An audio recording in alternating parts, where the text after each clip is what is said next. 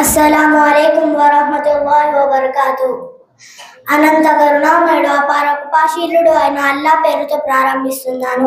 ఈరోజు నేను మానవ సృష్టి యొక్క ఉద్దేశం ఏమిటి అనే అంశం మీద ప్రసంగిస్తున్నాను.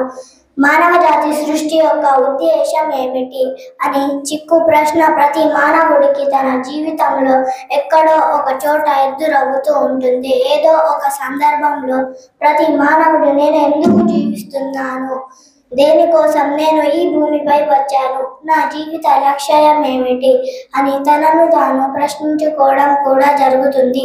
కానీ సమాధానం కనుక్కోవడానికి మనం ఎప్పుడైనా ప్రయత్నించామా? నిజాయితీగా చూస్తే ఆలోచన ఇంతవరకు రాని వాళ్ళు అధికంగా ఉన్నారు.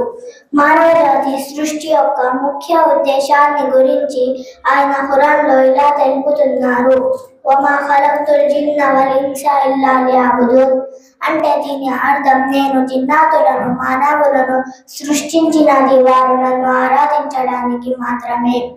మానవులను జిన్నులను పుట్టించడంలోనే తన ఉద్దేశం ఏమిటో అల్లాహ్ వాక్యంలో తెలియపరిచాడు.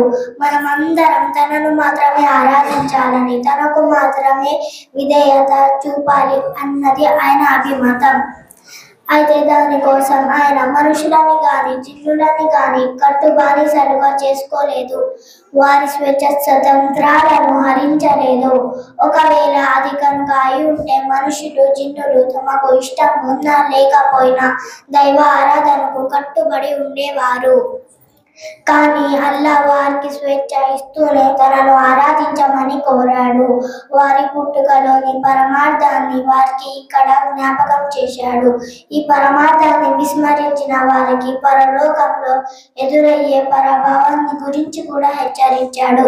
చివరిగా నేను అల్లా తనతో ఇలా వేడుకుంటున్నాను, మనమందరం అల్లాకు మాత్రమే విధేయత చూపిస్తూ జీవితాన్ని గడపాలని కోరుకుంటున్నాను. ఈ అవకాశం ఇచ్చిన మీ అందరికీ నా యొక్క ధన్యవాదాలు. అస్సలాము అలైకుం వరహ్మతుల్లాహి వబరకాతుహు. మాషాఅల్లాహ్.